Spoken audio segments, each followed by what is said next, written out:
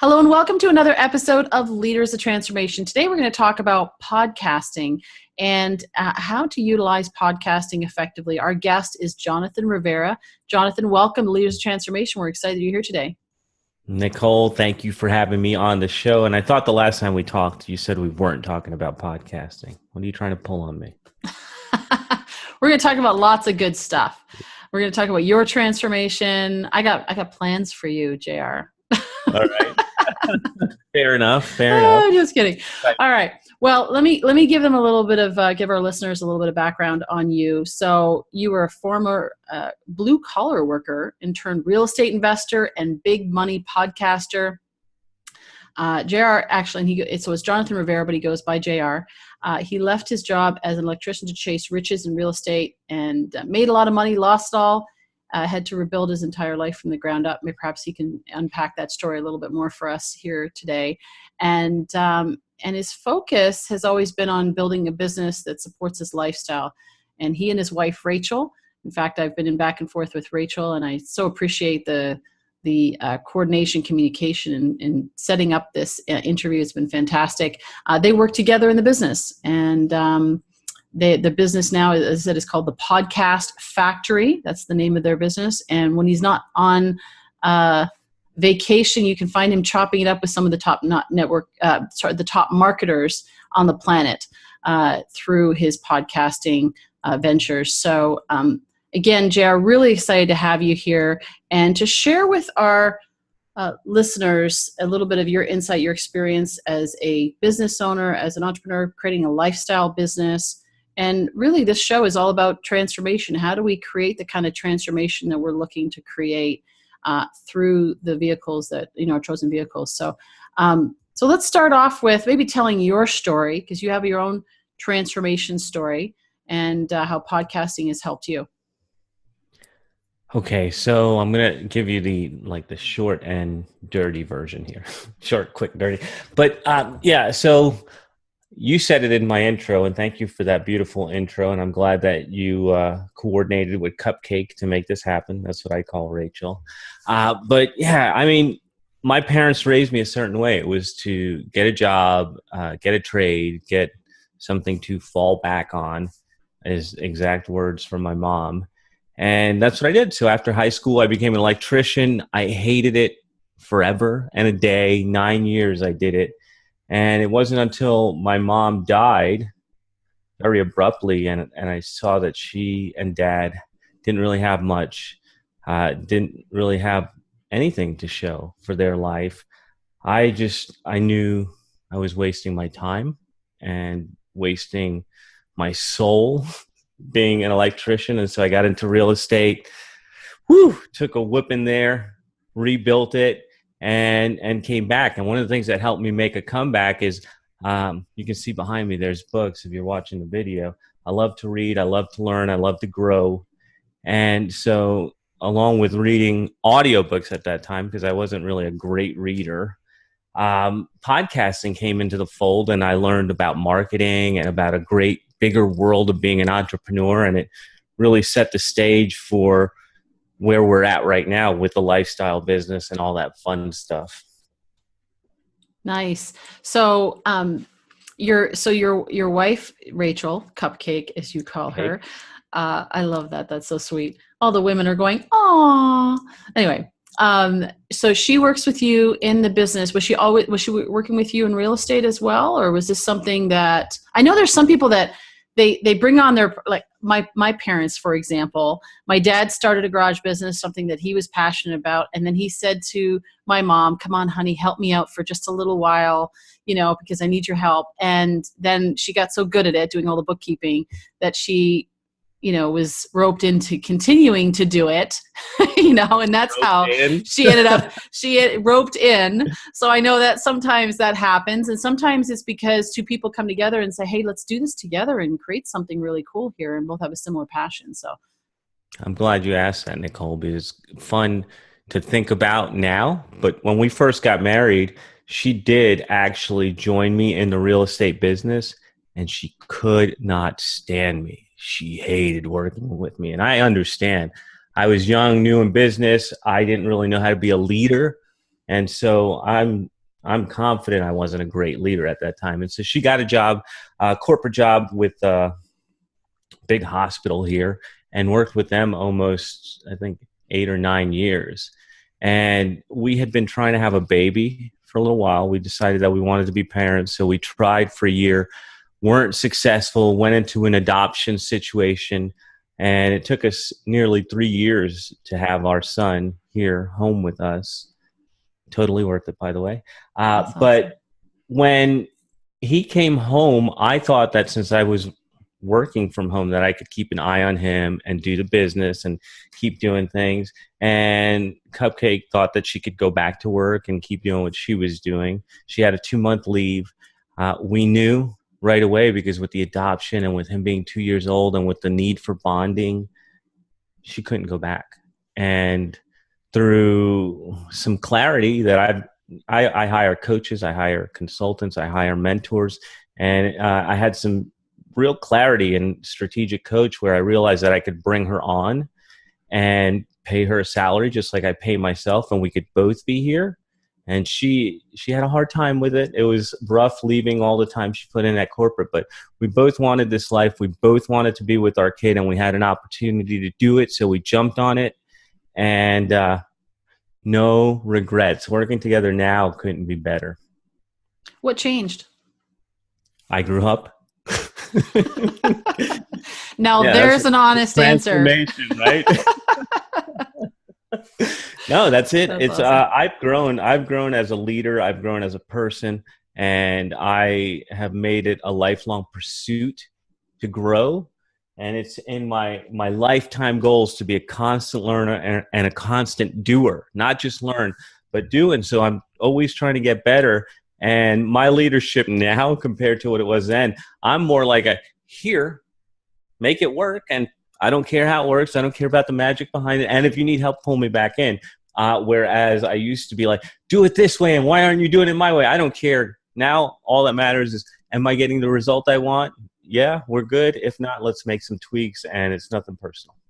Yeah, I love that. So let's talk about the podcast factory and what the results are that you're getting now, what you're doing. Tell us a little bit more about, your specifically, what is the business? What do you do?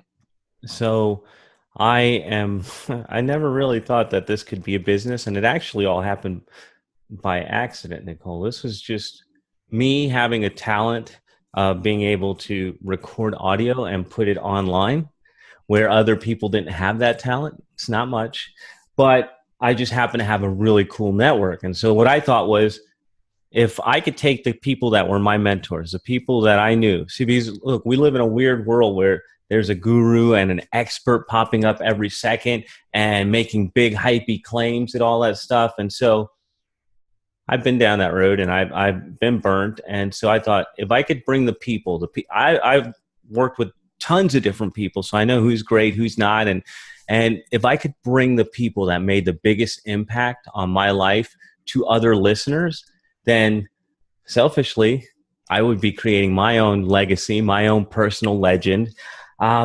And it would be good for the listeners because they would improve their lives. And it would be good for these guys that help me because they deserve to have a bigger audience. And so the podcast factory started as me hanging out with some friends, marketers, business people, chatting, putting it up, and slowly realizing that this was the business that I was supposed to be in. And so I mean, from 2013 to 2015 or 16, I was kind of goofing off. And it isn't until the last 2 years I'm like, oh, it's a business, and start treating it that way. Love it.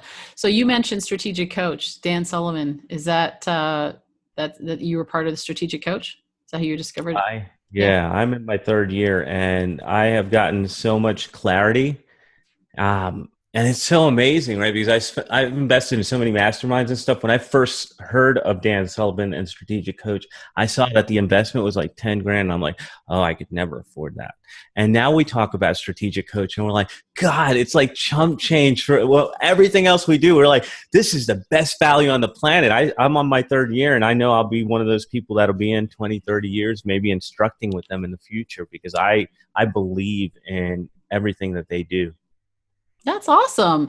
Actually, Teresa Easler, I don't know if you got a chance to meet Teresa Easler. She's a trainer for Strategic Coach. Now she's in Canada, so I don't know if that's a different section, but Teresa's been on this show and some different people. But yeah, Dan has got an amazing way to break down things, and his concepts and structures are fantastic. So yeah, I love it. So you work with, let's get down to some specifics here. So you work with people in terms of the hosts, helping them to launch podcasts, or like, as I said, give our listeners like, who is your ideal client, who comes to you, and how do you help them? So because you said I got these people on a podcast. Was it your own podcast only, or now I know you kind of expanded from there? I'm trying to draw it out of you. My gosh, JR, I'm trying to like pull it out of you. What the heck are you doing these days? It's because, most people either A, don't care, or B, don't understand. And so it's rare for me to have to talk about this stuff. It's only in these conversations that stuff like this comes up. But I mean, so there's this big idea that we have going with the marketing that we're doing is I hired an ad agency and have them helping me so we can build up this company, make it a legit business. And the big idea that we're really pushing on right now is the invisible expert. And so there's all these people who are really great at what they do, really have high integrity, really get great results, but nobody knows who they are, but their clients maybe in the small referral base. So I work with those invisible experts who have real credentials, people that are really doing things that can really help to amplify their authority. And so what I do is I go into, this expert has a good business, they have clients, they have things humming along, but all their clients are telling them, if only people could hear you or see you or hear you teach, so many more people would come to you. I'm the conduit to get them heard by more people. So they expand that authority, deepen the relationship with the people that love them, and really make a lasting impact. And how do you help them do that? It's I want to use the word proprietary, but I'm afraid I'll stumble on it. My framework is the direct response podcasting framework. And I come from marketing by the numbers. I put out this many postcards, I get this many phone calls, I get this many deals. That's real estate. Or the opposite with the rentals. I put out this many ads, I get this many calls, I get this many appointments, this many apps, right? It's a numbers thing. And I don't think anybody brings that to podcasting. And so that's our mythology from the beginning. What do people want to know? What do they need to know? What do they need to believe to take the action you want them to believe or to take? So they need to believe something to take a certain action. So let's knock out objections. So that's how we start. We get to know the client. We get to know who their ideal client is. And I get to do something that I never thought would be possible. I have been a fanboy of like so many different gurus and stuff like that. And I enjoy learning from people. And I like being a fan. I like people who can help us be better and transform. And I like our clients that way. And I get to be a fan for a little while and advise them from the role of a fan how to get these listeners to do these things that they want them to do so they can get the result that they want to get, right? And so we build the framework, we wrap them in a team, we have audio engineers, video engineers, we have writers and all that stuff. So we just get their core talent, their core message. And I've had companies where they come in, they don't even know what their core message is. And I've had one company even totally rebrand off of that work together because they didn't know who they were talking to. And so that's how deep I go, being a super fan. And it was for a woman's brand, which is funny. Like, this isn't even my wheelhouse, but I can still love our hosts like that. And so we package everything up. We figure out the actions that people need to take. We set our goals for our metrics, so we have some numbers, and then we wrap them in a team to get it all done. So all they're doing is talking and a little bit of marketing on the other end, and everything else is taken care of for them.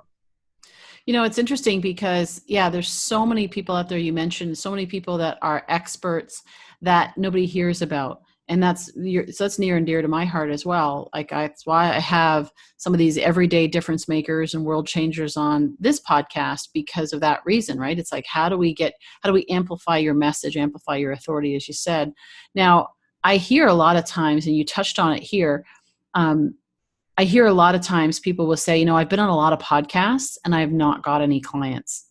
And, it's like you said, it's a numbers game in a sense, but it's also being strategic in the podcast interviews that you're doing, how you're showing up to them, all the follow-up that goes, like the call to action from there. So maybe for those that, people are listening are going, oh man, I tried that podcasting thing and maybe it's just not right for me, or maybe I'm missing something in this picture, because we miss out then on them even, like I've had successful, very, very successful, world-renowned speakers and communication experts that have said to me, you know what, I haven't got any clients from doing podcasts. Love doing them, but I don't get any business from it.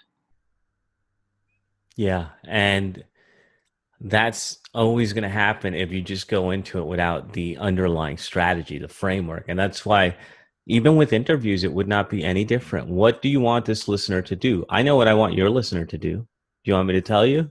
Sure. I want them to say, hey, this guy sounds cool. I'll go to his website. So they go to the website and pick any mentor that maybe they like and listen to it. Because once they go to my website, I have a chance to get them on my email list. I have a chance to retarget to them. I have a chance to remarket to them. I have a chance to engage them in my other content. And so you have to go in and know the plan, what you want people to do, and what actions they're going to need to take to do that, and get them to take that first step. What do they need to believe? I believe this guy's cool. I'll at least check out the website. Fine. First step. Let my website do the rest. So maybe the website then is not converting for them, right? So they're going to the website. That could be it. Hmm? Yeah, it could be any of that. And maybe they're just not doing it right. And maybe they're not just out there saying, hey, yeah, this has been great, but I'm really on this interview to get more speaking gigs. So if you need help with, why not like a real call to action for what they want? Yeah. They just hope and pray. Like, I'm going to be on a podcast and stuff's going to happen. No. Before you record one word, the steps that need to be taken, and your little bit of attention that you get needs to help them take that next step. And that's direct response marketing. Take a small step, take a small step, take a small step, till all of a sudden you're right here, one of my best clients. That's the concept behind it. And how do you get on the right shows? What is necessary? Okay, we can hire you. That's one way of doing it, right? Because you'll help them to get on the best shows. But how do you get on? I know I'm going into some granular stuff here, but I think it's important. These are the questions that I get from people that are saying, yeah, I'm interested in this podcasting thing, but how do I do it? And one of the things, of course, is getting in front of the right audience, and sometimes if you're an unknown, some of these shows, they're like, how many downloads, how many have you done before, blah, blah, blah. And certainly experts have the track record, hopefully, if they're done on this subject that they're talking about. That's a big part of it. But, but there's so many people nowadays that want to get on podcasts. So as a host, I know for myself, I'm booked out like for several months now, because there's so many people that want to be on podcast, and I vet them, and I go through a process of getting to know who's the right fit. But there's a lot of people that maybe they don't have a team to do that, or they just it's like resumes, like you get all these, like, how do you pick who's going to be the next guest on your show? So I want to be clear about one thing, that we don't actually book interviews. So that's a separate thing. We produce the shows for our hosts. And so tying back in, these concepts will work for either one, but tying the concepts back is really, how do you get in front of the right audience? That's the plan that you have to have from the beginning. So that's why I suggest people that don't have any clients, don't have an email list, never made any sales, just forget about podcasting and go do something simple like build your email list, make an offer, make some sales, and get some money coming in, rather than taking on this big endeavor that it could be. As you know, like you said, you're months and months into producing shows, and you're like, it's become a job. That's what it is. It's just another job.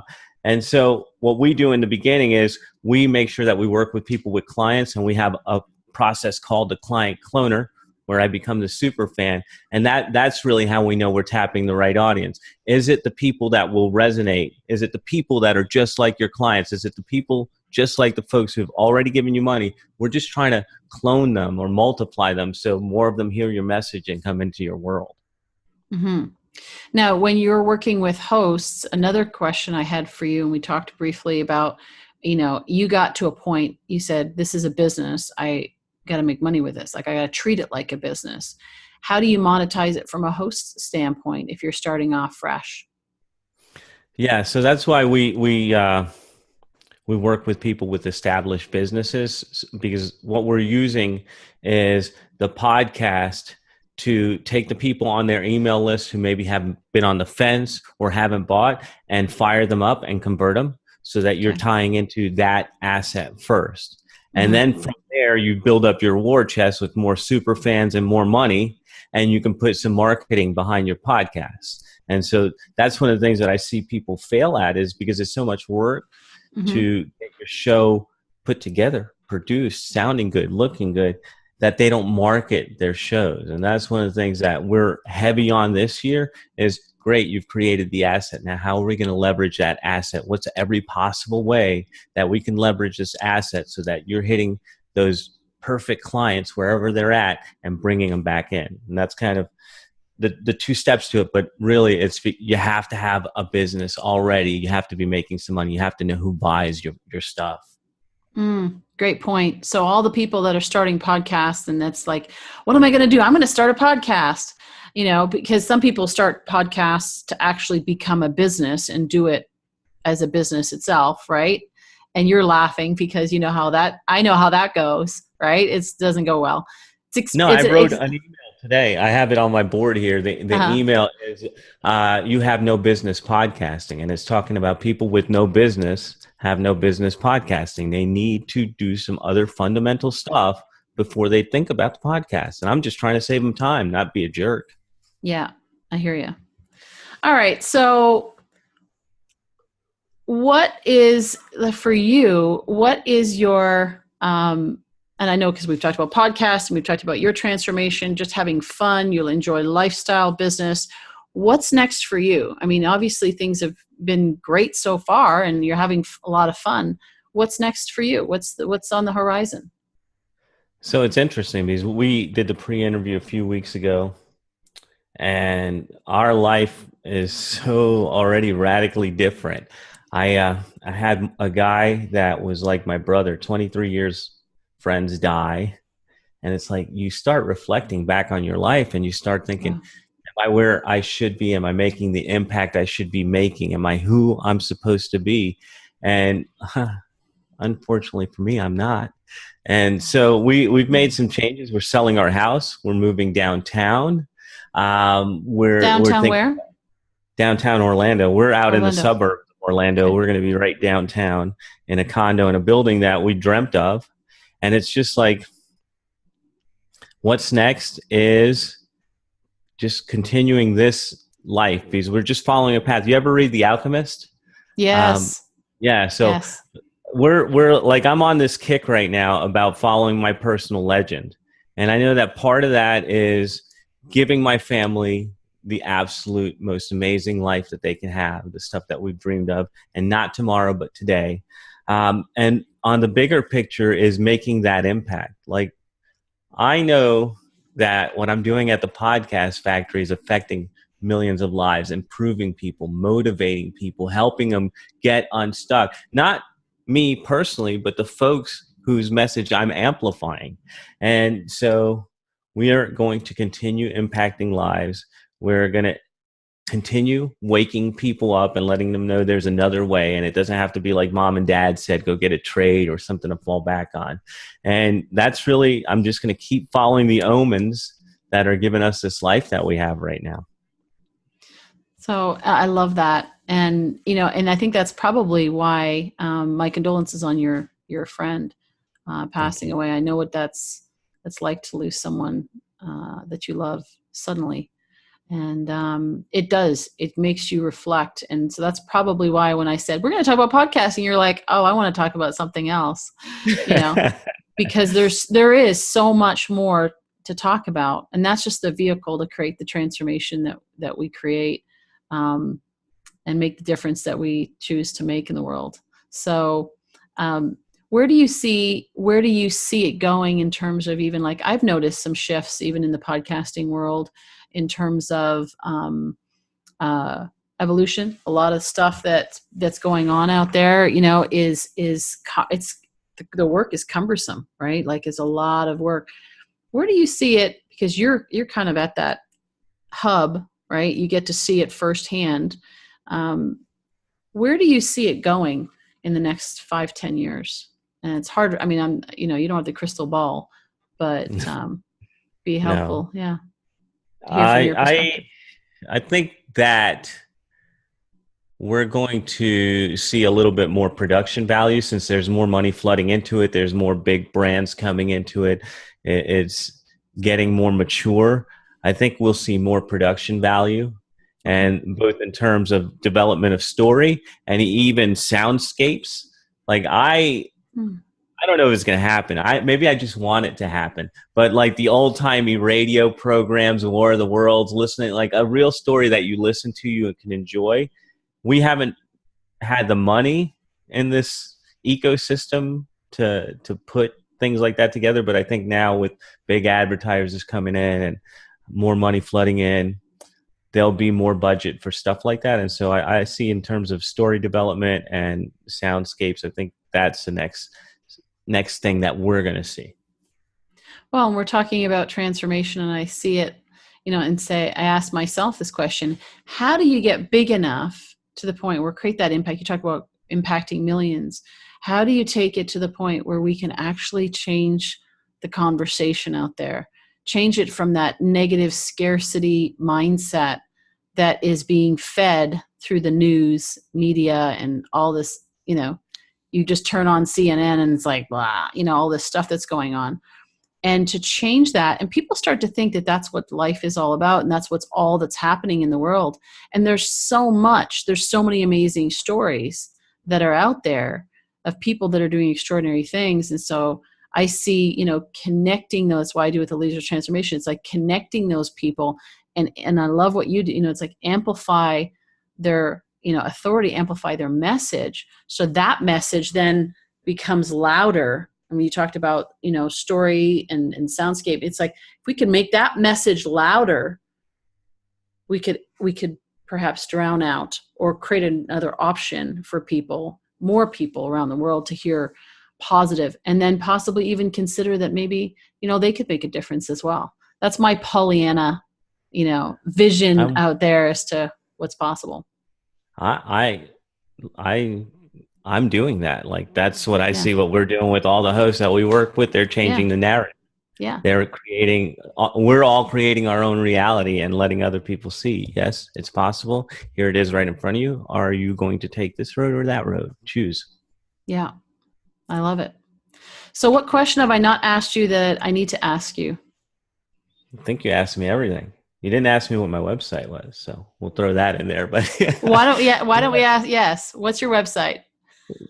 thepodcastfactory.com, thepodcastfactory.com. But yeah, I think that you touch a lot of, I don't think there's any stone we left unturned there. What is something that somebody what's been your, because you've been interviewed by a lot of people, right?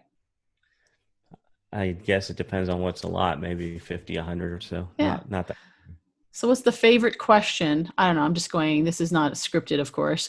What's the favorite question or the most thought-provoking question that you've ever been asked on a podcast? It's always a timing thing, I think, with the podcast is what because if you don't want to sound the same, you're like constantly trying to tie in stories and loop stuff around and maybe share it from a different angle. But I just enjoy it when you just have a conversation and it's not like I'm peppering you with questions. That's one of the things I like least. Like when somebody has like 5 scripted questions, it's like, oh, we're not human. Everybody gets the same questions. You mean like that? Yeah, so Yeah. I just enjoy when someone flows like you do. Okay, well, give me a piece of that. Let's get over here. Wait, I'm trying to get at that. So that to me is what makes for fun, and it's different questions at different times, but it's how you ask them that makes it fun. Yeah. Yeah, it's funny because I have a guest prep sheet and I have sample questions on there because some people ask and say, well, what are the, what are the questions you're going to ask me? And I always tell them and say, here are some sample questions, and fair warned, I don't usually ask any of them. Yeah. We usually go, you know, we go off script. There's no script. There's no script. I have Yeah. nothing in front of me. This is just, hanging out with you.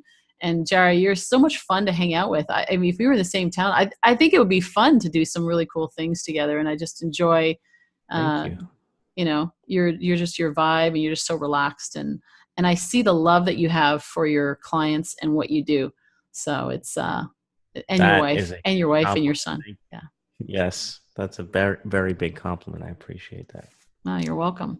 So for our listeners, go to thepodcastfactory.com, take JR's advice and just check it out and see what he's got there.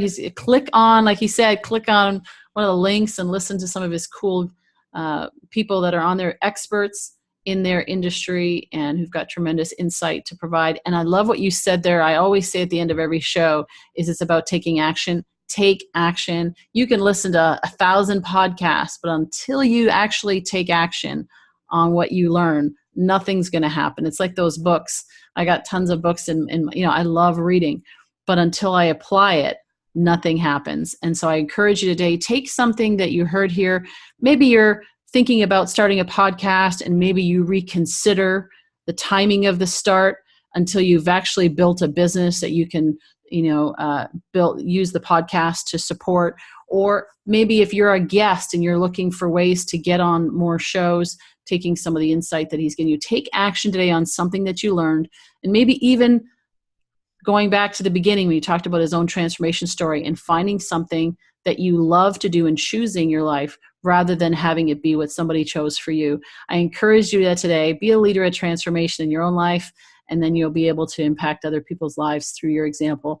And with that, thank you for being with us today, and we look forward to seeing you in the next episode of Leaders of Transformation real soon.